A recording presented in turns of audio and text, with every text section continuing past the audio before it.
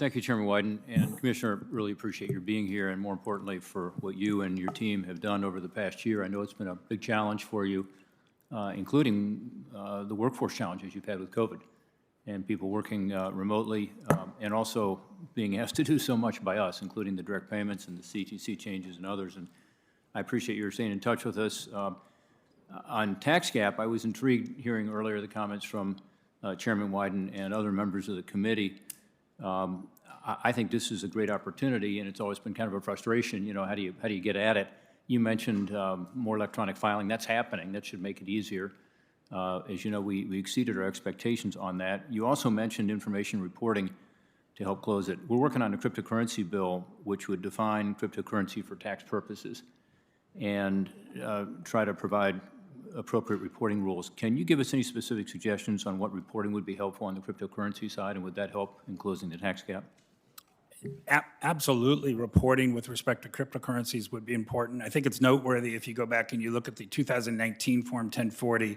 I was instrumental in adding a provision, together with Diane Grant, who's here with me today, adding a provision in there, asking a question, did you have transactions in cryptocurrency? That got on because of timing, it got on a schedule further in. But the 2020 Form 1040, right under the address portion, is a cryptocurrency question similar to the FBAR question. It's a yes/no question. So visibility, and we could give you a lot of guidance from what we see with respect to areas in the crypto world.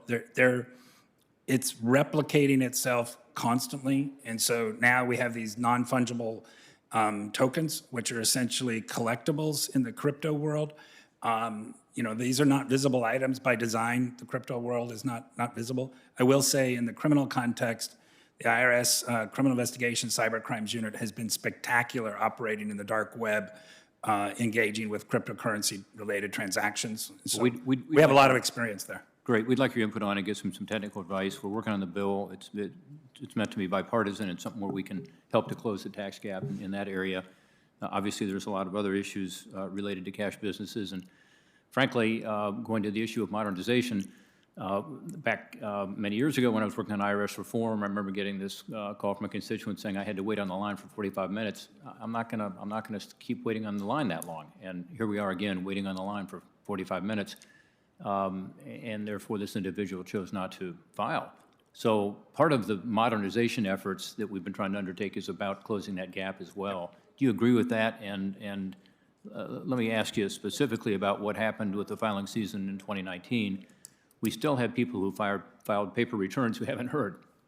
And it's just tough for them. You know, one is actually a cousin of a tax court judge who happens to live in Ohio, who calls every couple of months and says, you know, I got to have my certification from the IRS that I've at least filed my tax return, because you can't get a mortgage.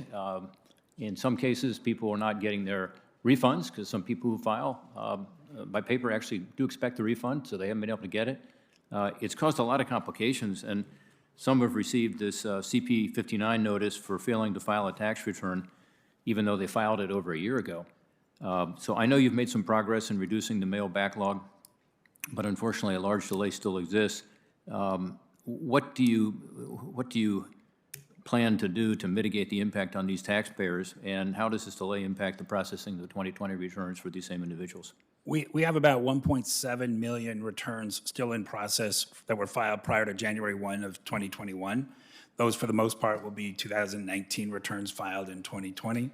We are current with respect to our mail. At one point, we had over 20 million pieces of unopened mail. We are current, and that standard is actually right around 1 million pieces of mail. We always have substantial mail. As far as processing returns, it's all hands on deck in our submission processing. We have mandatory overtime, split shifts, dual shifts, mandatory weekends, processing as quickly as we can, and we expect to get through this. You know, the term that we use, fortunately, unfortunately, is summer. Being a lawyer on the outside, I used to categorize things and say, well, that's kind of a lawyer answer. It is, because summer could be May or it could be September. I can just assure you that we are giving it our best. Folks who did not get an EIP, who have not had their 2019 return filed, must file a 2020 return to get their EIP, and we have a lot of avenues to help them with that. Yeah, well, I'll tell you, on that in particular, we've worked with constituents who can't file electronically in 2020.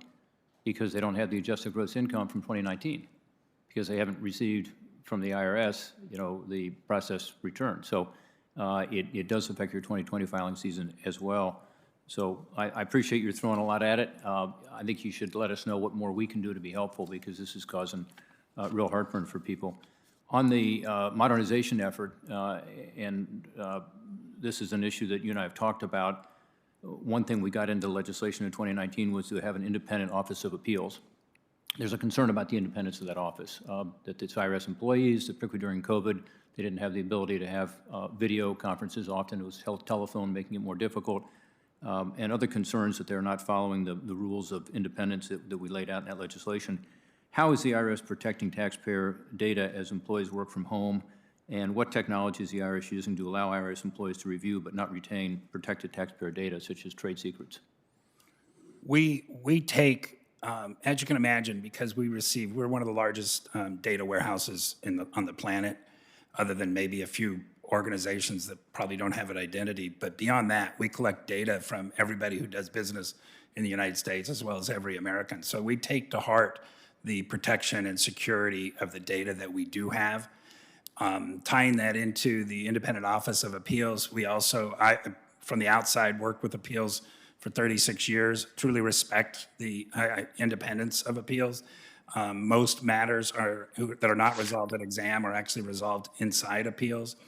And the training and effort, every employee could not become telework eligible because every employee did not have a particular secluded area, maybe at their home, did not have broadband, did not have this or that. So the ability to telework, work from home, and particularly to use access taxpayer data was determined on an individual basis based on the employee's circumstances.